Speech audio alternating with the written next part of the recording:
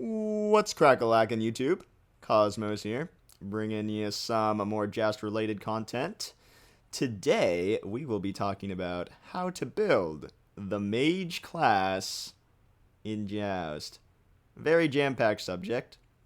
I've done a bit more planning ahead for builds and whatnot for this one, just because the class is so huge. Just take a look at this.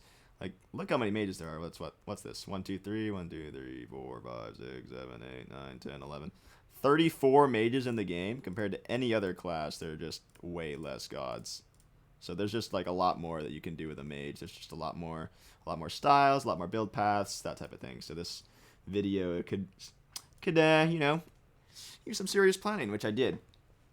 And so the first thing we're going to talk about is the different types of mage styles that there are. I like to think of it in 4 different sections. There's your typical classic mage, the Burst Mage.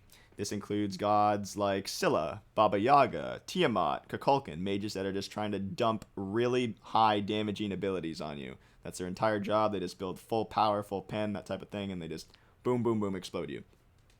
Then there's the second type of mage, which is the hybrid ability mage. This is the healer type of mage. So that includes characters like Ra, it includes characters like Aphrodite, Chang'e, and includes Hel. These characters, they can do that first type of mage, the burst ability, or they can do this type of mage that I'm going to talk about, which is more of the healing, supporty style. And then there's the third type of mage.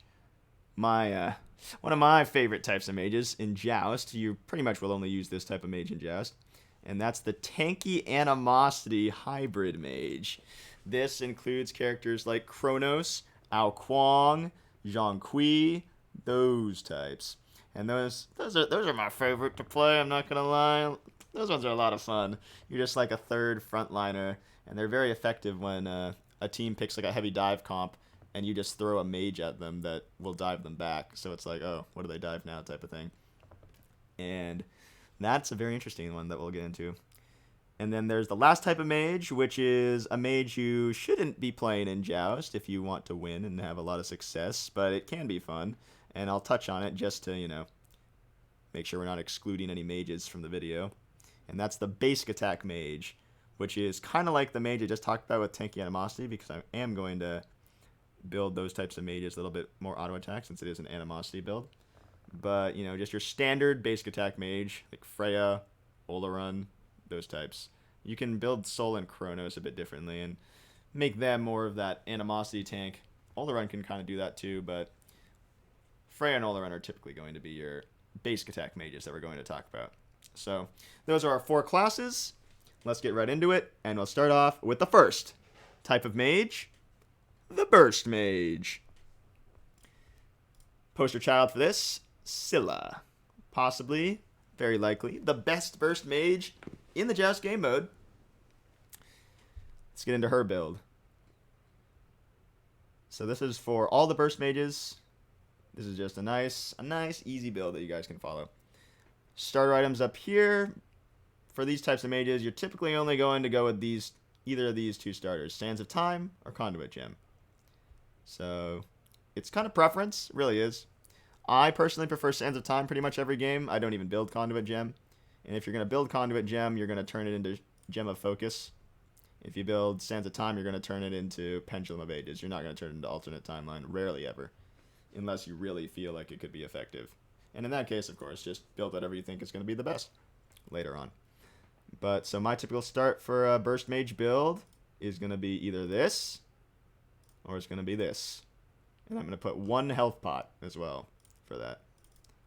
I would build like this. I'd build like this if I think I need Divine Ruin really early on, or I want to go Spear of Deso really early on. Though nowadays, my very popular choice is to go for the T1 on the Lost Artifact tree so that I can immediately get boots and then finish this into a Charon's Coin. Because Charon's Coin got buffed in patch 8.5, which is the patch that this video is made on. And it got a buff from 80 power to 90 power, and a price decrease from 2,500 to 2,400. So it's like a 2-pronged buff that pretty much puts it a level above Obsidian Shard in my opinion, and makes it the only pen item that you really need desperately to have in your build, in any Burst Mage build. So that's why it's under the core as well here. But yeah, so that's the start. It's either you choose one of these starters, and then you build either one of these T1s, and then depending on your mage, I like to build one healing potion. If your mage is something like Tiamat that's going to be able to sustain herself without needing those potions, you don't need to build that health potion. You can just start like this with no potion. But for something like Scylla, you probably do want to start a healing potion because she doesn't have any built-in sustain. You're not going to be able to heal up very easily. And then the first item you're going to buy is going to be these boots. Probably going to get T1, T2 boots before you're able to get the full ones. And then you're going to pick up this chalice whenever it's convenient to pick it up. You have 300 gold left over or something. And for Burst Mages, typically I will pick up Shoes of the Magi. But, like I said, depending on the mage you are, you could opt into Shoes of Focus. It's a preference thing as well. If you prefer Shoes of Focus over Shoes of the Magi, I'm not here to talk you out of it. But I personally like the Shoes of the Magi.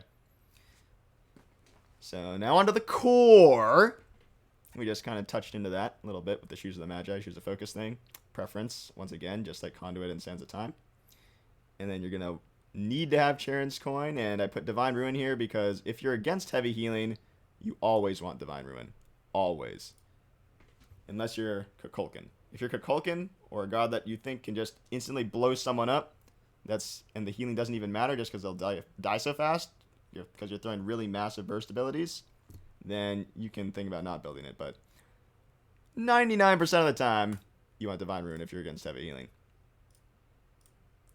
You know, as we went over, the Charon's Coin is going to be the penetration item that you're going to want to have, and then Divine Ruin is the anti-heal item, and then of course you always want boots.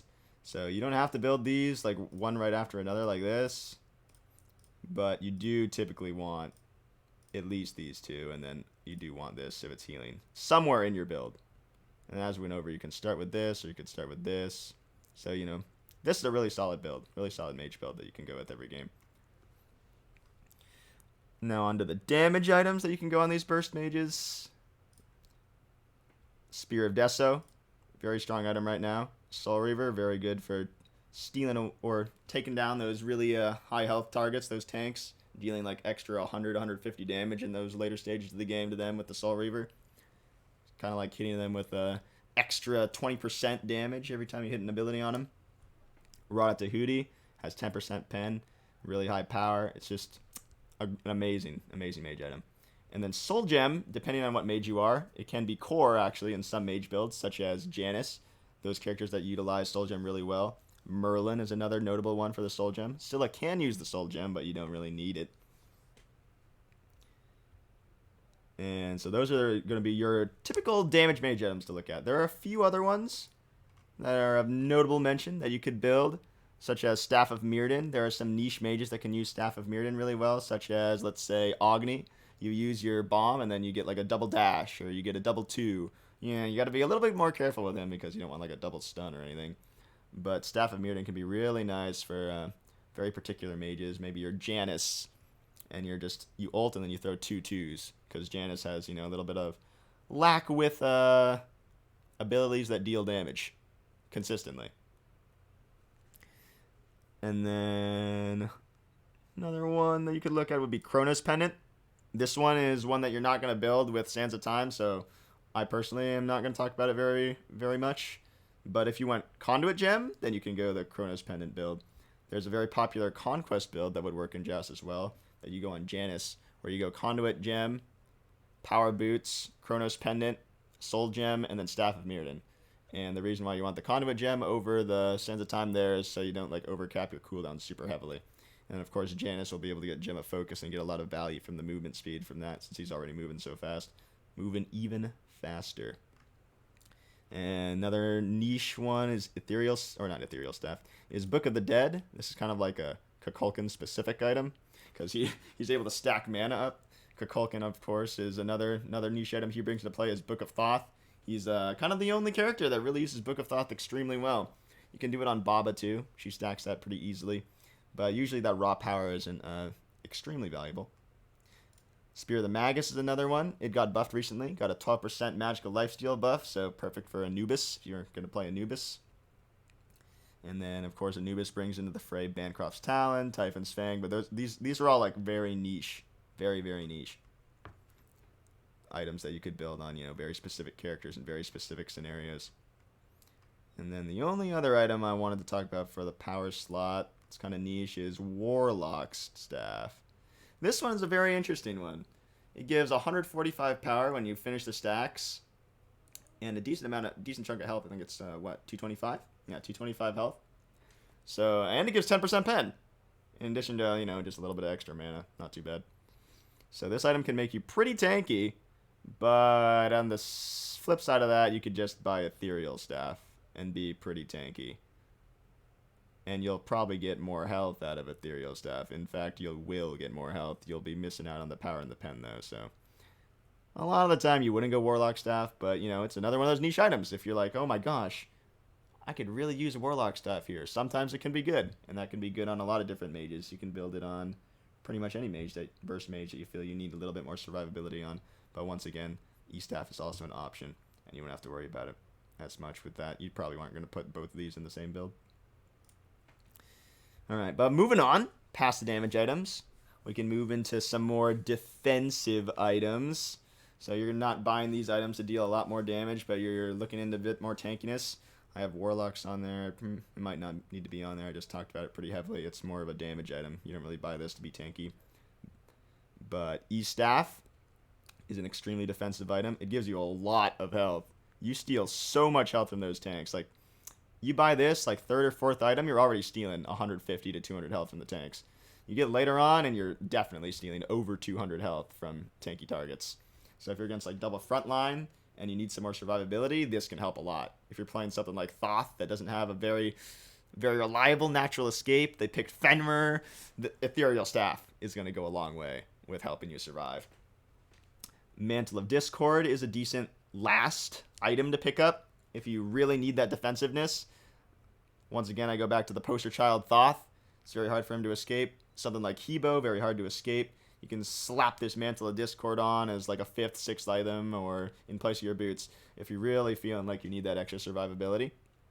And then, of course, we talked about the Warlocks earlier, and then Wingblade is a bit of a reach item. I kind of just need to fill this slot, but it can be good if you're against some really, really heavy slows.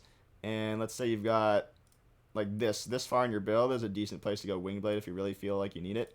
But as long as your character has an escape, you're pretty much never going to consider this. Like, you're only thinking about doing this if you're like Zeus or something.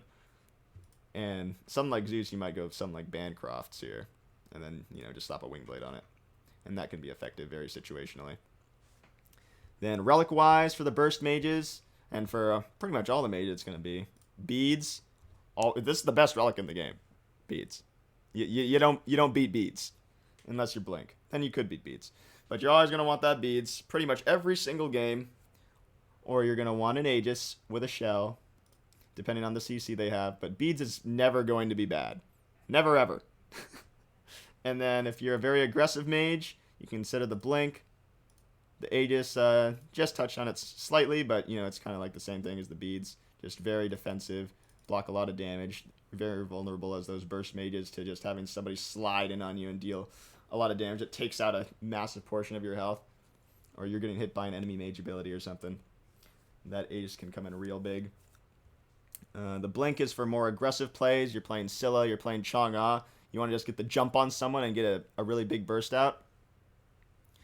The Blink can be very effective, but even on those characters that are very good with the Blink, Beads Aegis is never bad. Still go Beads Aegis. It's always the safest. And then if you just want that little bit of extra health while being able to maintain some aggression, Shell can be very nice. Say you're playing something like Tiamat. You're playing something like Baba Yaga. Characters that want to be casting and they don't want to take that 1.5 second break to use their Aegis. Shell can be very good to maintain some defensiveness while also being able to keep casting your abilities.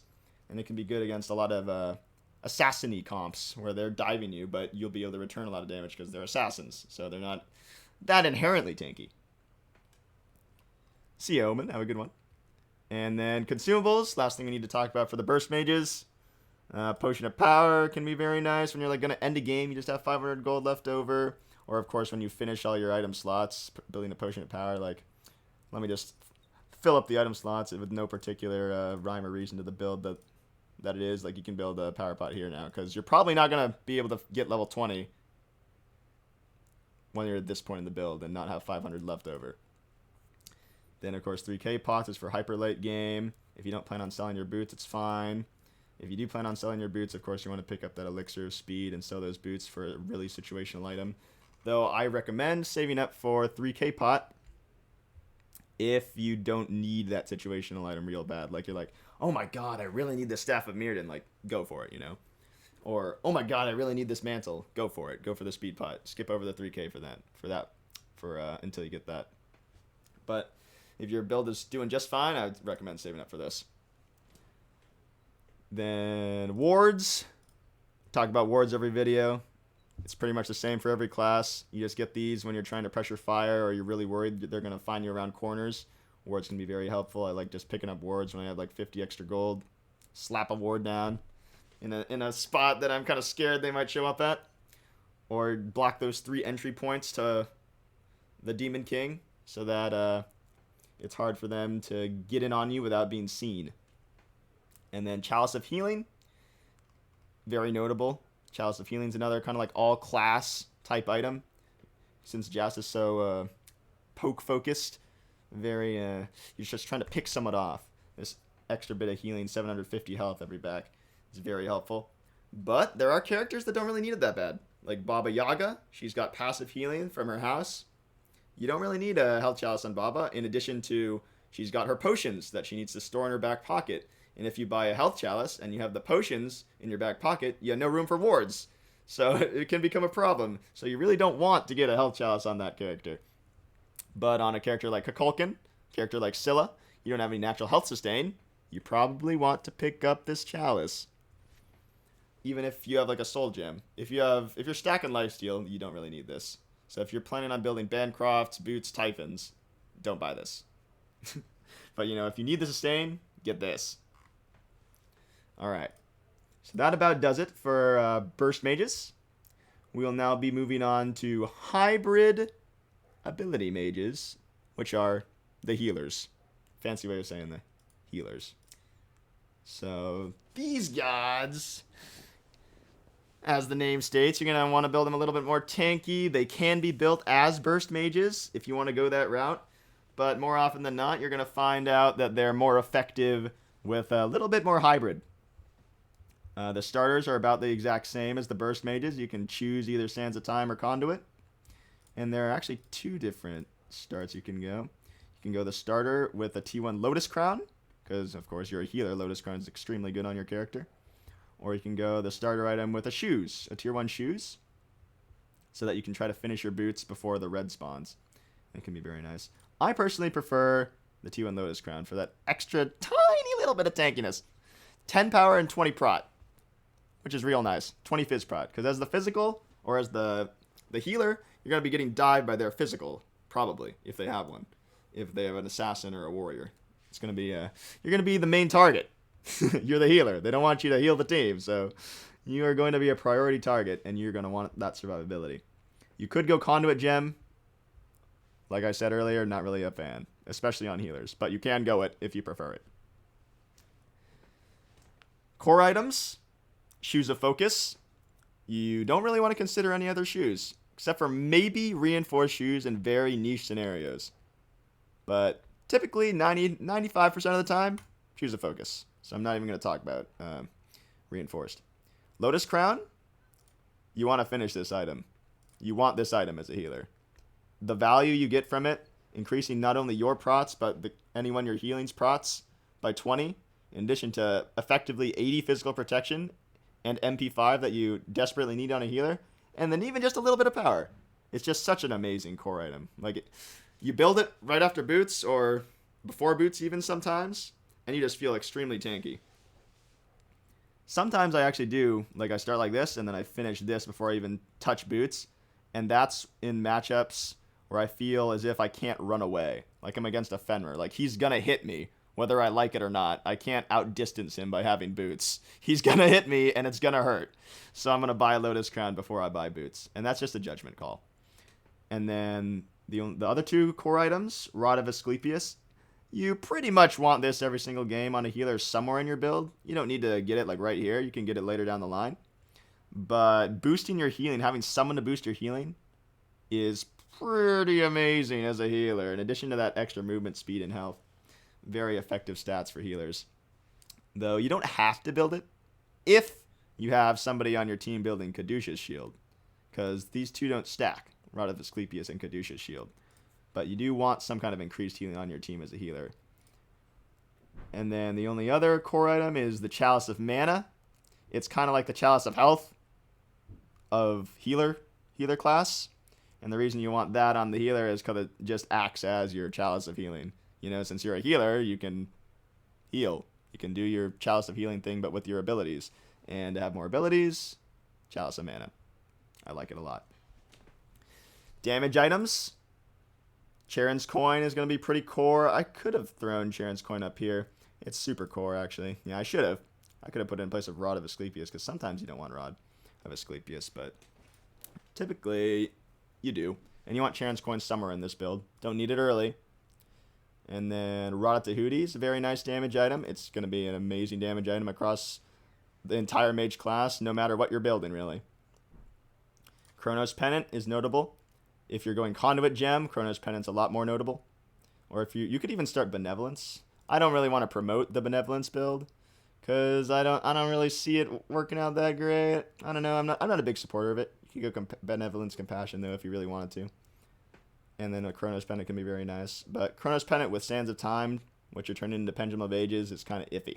I don't really like it a lot. But if you are going that Conduit route or that Benevolence route that we just talked about, you can go Chronos Pennant. It's very effective on healers because those cooldowns are so effective. Spear of Desolation. Pretty nice if you're getting those kills. You can get more heals in, more damage in. Spear of Deso is just a really solid item all around. Other notable mentions for healers, since I can't fit them all. Soul Gem can be good, but you don't really... It's kind of overkill for most mages. You can get Divine Ruin, but usually you won't. If you're Chang'e, it's a little bit more arguable to get Divine Ruin, but as Aphrodite or Hell, like, you kind of just trust that you're going to heal more than them. you know, then you're not going to get that anti-heal. But if you're against another healer, then it's a bit more arguable to get Divine Ruin. Another damage item to be wary of. You could go Book of Thoth. Once again, very unnecessary. I don't think it's that needed. And Soul Reaver is another good one. It's a very good mage item for just tearing their health out. Very good. But those are kind of the only really high damage items that I would buy on healers. And then for defensive items, this is more interesting. I really, really like Genji's Guard on healers. It's kind of like a mini Chronos Pendant, almost. That gives you some nice defenses. And on Hell specifically, if you go this build, you're capped at MP5. There's a lot of MP5. You got 40 from this sucker. You got 20 from this sucker. That's 60. And then you got 10 from this sucker. That's 70. And then when you start losing your mana, and then you start hitting 100, and plus the passive on your ultimate ability gives you MP5. So you're capped to MP5 once you hit this point in the build.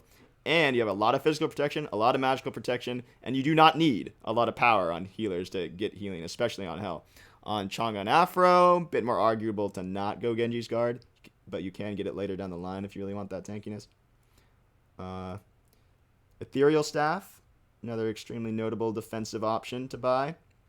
Kind of same reason as why you would buy it on a Burst Mage, to get that extra, like, boop, plus 200 health to your health bar every time you get a proc from it.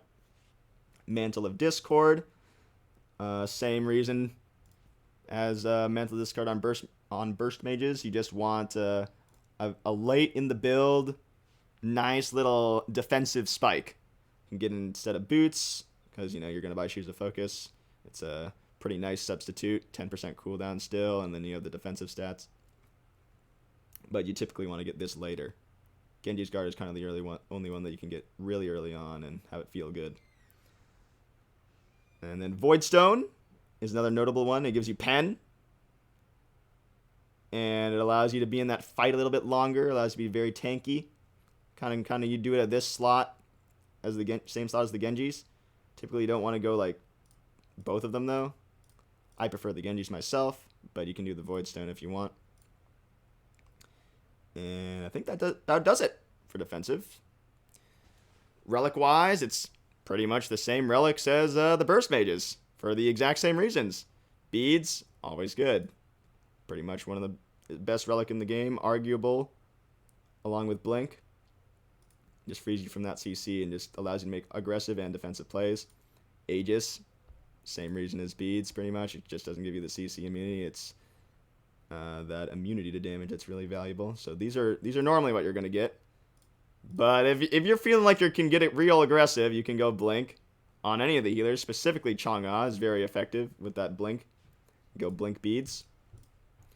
And then, just like the Burst Mage, you can go Shell if you just want to be able to pump out your damage as they're hitting you. And you don't really want that Aegis.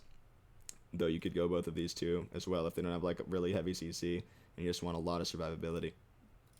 Consumables are about the same as the Burst Mage. If you want to hear more about consumables, go back to the Burst Mage section of this guide, or of this build guide, and check that out. Alright, next section, next version of Mage, my personal favorite style is the Animosity Hybrid Mage, Tanky Animosity. Been doing this on Ao Kuang, been doing this on Chronos, been doing this on Zhong Kui. You could pull it off on Olorun, though I don't think you ever have a reason to want to pull it off on Olorun. So, here it is. The start is always this. This is the start, without fail. You got the Benevolence, got the T1 boots, and you got good sustain. The only adjustment you probably could make is you could start T2 boots and no starter, and then finish your boots and then get Benevolence after. But this is going to be the build most of the time. You're going to finish the boots, core items, with either Reinforced Shoes or Shoes of Focus. Your choice. If you think you're going to be under heavy CC, taking a lot of fire, you might be dying. If you don't go it, Reinforced Shoes. This will work really well against Athena. Typically, it's kind of an Ao Kuang exclusive one, but you can do it on Zhong, you can do it on Chronos, and it'll be fine. Having that extra power from Shoes of Focus can be very nice, though, because it's a 20 power versus 55. And then, of course, the mana makes a really big difference because you're going real tanky, you don't have a lot of MP5 type of thing, and that extra mana can go a long way. And then, of course, the cooldown is never bad. But if you go the Shoes of Focus build, it feels real nice on Ao Kuang specifically to do these two items next. It's kind of like I'm playing a Guardian, but I'm going Shoes of Focus every game. If you went the Reinforced Shoes, I wouldn't really recommend doing this build path.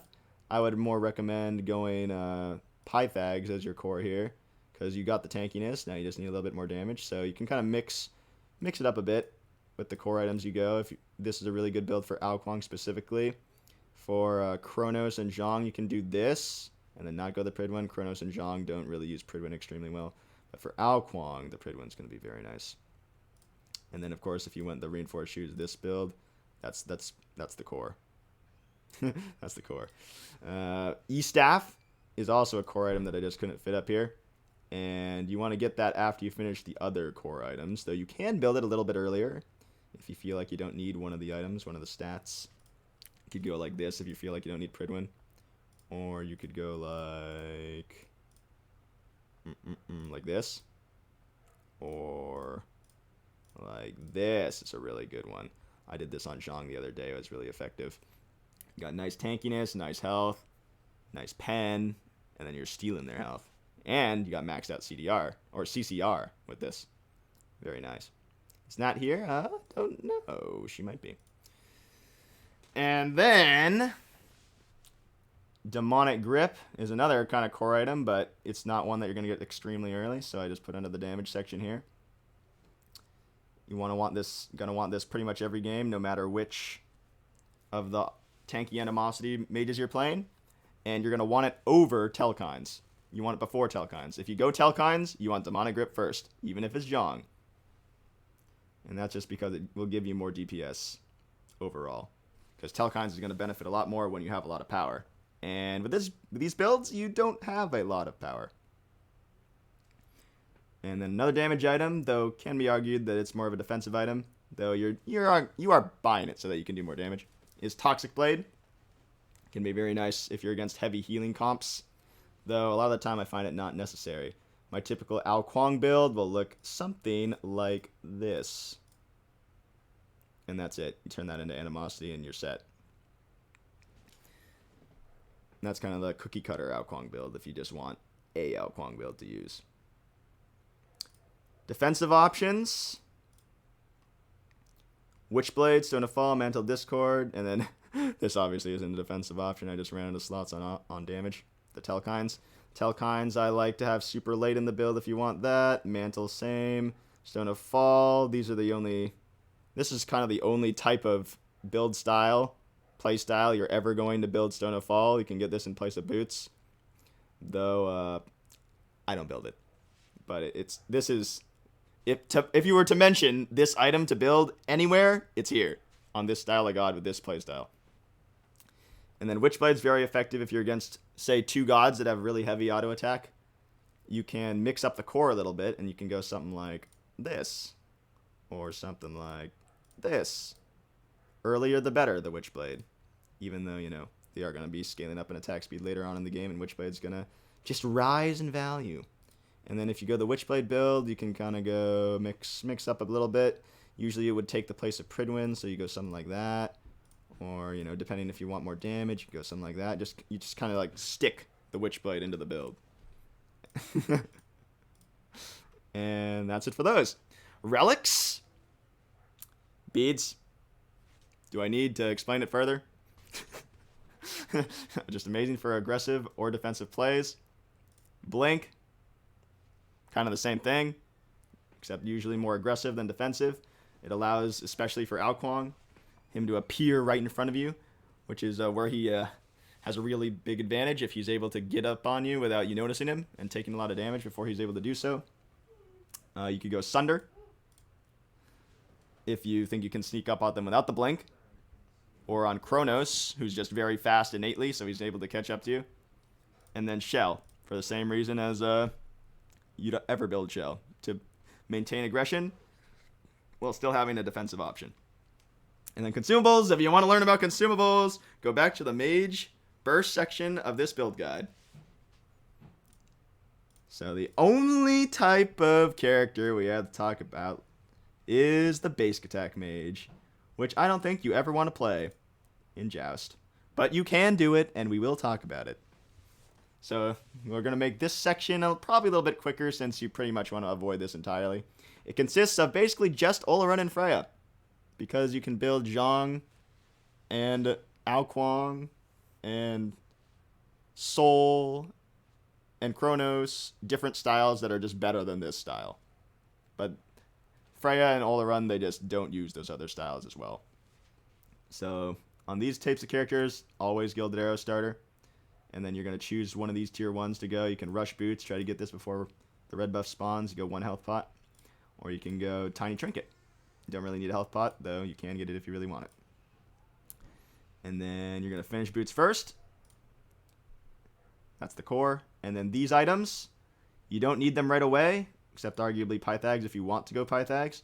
But these 2 are the auto attack mage items. Because Rada Tahuti is going to scale up those auto attacks to be chunking so hard. You'll be hitting like 300s. All around, you'll be slamming people with 600, 800 crits with Rada Tahuti because it's going to scale up your basic attacks so hard with that extra magical power. And then Telkines for the same reason, because these characters, you're going high power builds.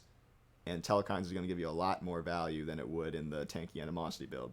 So you want to have these somewhere in your build. And then Pythags... It can be interchangeable with Bancroft for the core here, and you typically build it after your boots. So it's either you did this or you did this, and then you ended up, after you finished the boots, you did this, or you did this. Your choice. Pythags will be more team-oriented, of course. Bancrofts will be more selfish, but it'll allow you to trade back harder if people are diving you. And they are going to be diving you a lot. That's why you don't play these types of gods. And then you go damage items. Charon's Coin is the notable one. Demonic Grip, kind of interchangeable with Charon's Coin. Usually you don't need like this many auto attack items, so you can usually just go Charon's Coin. Though it's up to you, whatever you feel is better. And then of course you have to consider that this Gilded Arrow is going to turn into a Diamond Arrow. You cannot use Ornate Arrow and get crit chance from it. unfortunately, because it is physical crit chance that you get from Ornate Arrow. So you will always go Diamond Arrow, and it will give you so much attack speed that if you did this, you will regret life. So you typically don't really want Demonic, but you can go Demonic. You know, it'll give you that early attack speed that you wouldn't get from Diamond Arrow because, you know, you need to wait till level 20 for Diamond Arrow. But typically you're going to go something like this on an auto attack character like that. I'm going to get both of these. And you can do this build on like something like Hebo, except you wouldn't go Gilded Arrow, obviously. You'd go Sands of Time. And this is kind of like a very niche portion of the mage class. And then Olorun specifically, Freya's not going to do this. You can go Lotus Crown. You could actually start by going the same kind of build as the healer build that we talked about earlier, where you went T1 Lotus Crown. And then, because you're going to take a lot of hits like we were talking about. And you can do that, and then, you know, finish the build up however else you want to. Like, this is a very defensive build. Do something like that. And you're going to get the Diamond Arrow. And then, you know, as we were talking about, Stone of Fall, not an item that I would build, but these are the types of gods and the types of styles that you would use if you wanted to build Stone of Fall. And that's a very late game item. Trade it out for boots, trade it out for a 6th, or get it as a 6th item. Same with Mantle. And you could consider Toxic Blade, but usually these auto attack Olorun and Freya mages are going to be able to burn through people fast enough so that you never feel like you need Toxic Blade. But it is something you can consider. And then Relics. Run of the mill. Same reasons as all the other ones. Consumables, same exact thing. If you want to get a more in-depth... If you want to get more in-depth about any of these, Relics and Consumables, reference the Burst Mage portion of this guide. And then I guess you could consider Blink, but you're not going to do that. Not going to do that. You could consider... There are some real niche relics you could consider. You could consider Frenzy. You could get Horrific Emblem to, like, punish somebody for diving you too hard. You could get Belt of Frenzy, but these are the ones you're going to want most of the time. And I think that about does it for the building portion of this guide. The only other thing we have to talk about are example games. You guys love example games. Or just AMA. If you guys have any questions, feel free to shoot them at me right now. We are doing this guide in front of a live audience on my Twitch channel, to which there will be a link in the description if you want to check that out. I live stream pretty much all the content I post on YouTube on Twitch first. So let's see if we can find some example mage builds for you guys.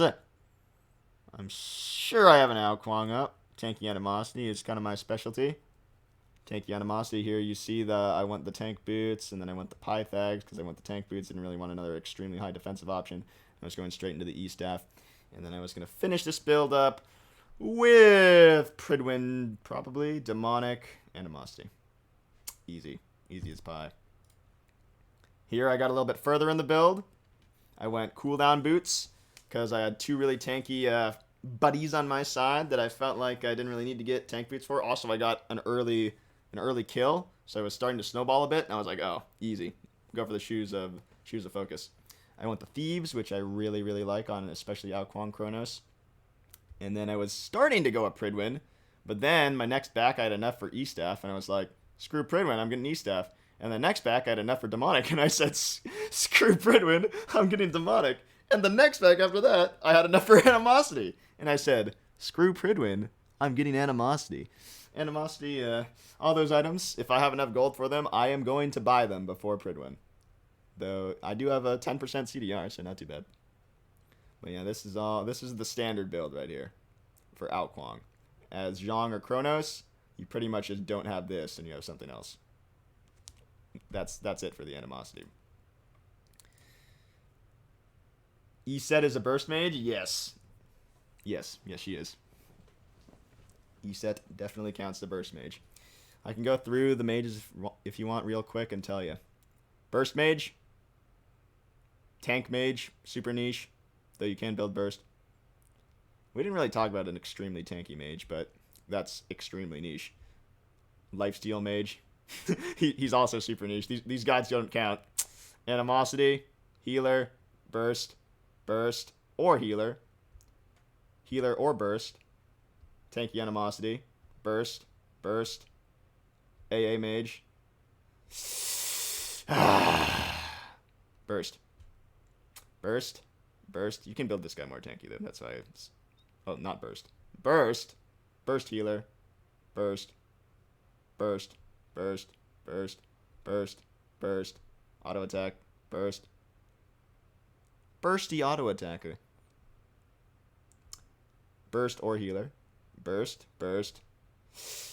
Mix of auto attack and burst. Burst. Burst. Burst. Burst. Burst. And animosity. Easy. Is Cabrakan a burst mage? He can be if you want him to be. He can be whatever you want him to be. Oh, check DMs after vid? Oh, okay.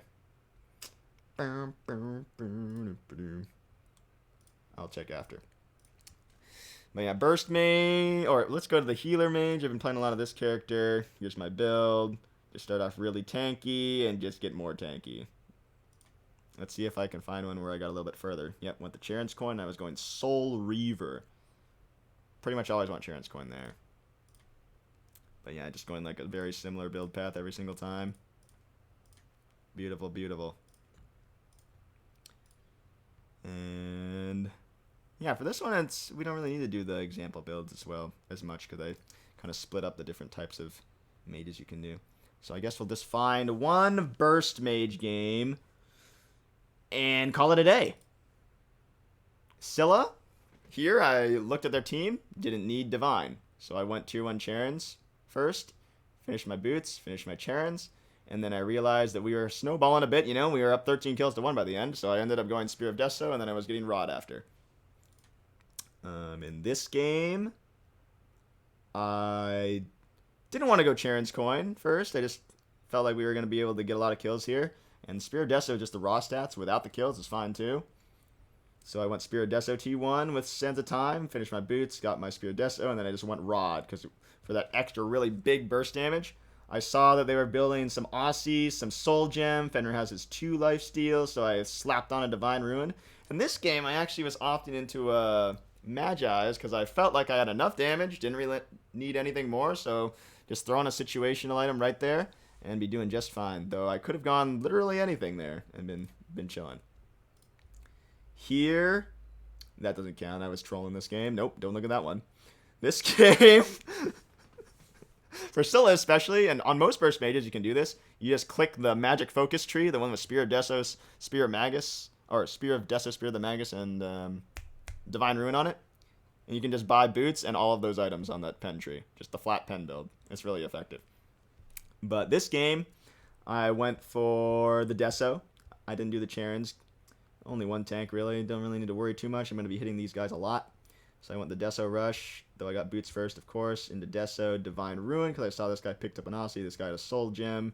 You know, there was some healing coming online, and Divine Ruin is never bad. It's just a really good item. And then I was slapping on a Rod there. And I want to see a Mirrodin game. Oh, no. Maybe a Baba. Do I have Mirrodin on Baba? No. Yeah. I think that's about it. The only thing with the Mirrodin I wanted to talk about was Mirrodin can be very niche on very specific gods. There's some characters that use it really well. Then you can get it kind of whenever you want. You can get it early, you can get it late, you can get it middle of the line. It's whatever you feel. But yeah, I think that's going to do it for how to build mages in Joust, guys. I hope you did enjoy. Don't forget to leave a like if this video helped you, / you enjoyed it, and subscribe to the channel if you aren't already and you like the content. And then, of course, like I said earlier, if you want to watch this live, check out the Twitch channel. Link to that channel in the description. And until next time, guys. Later, later.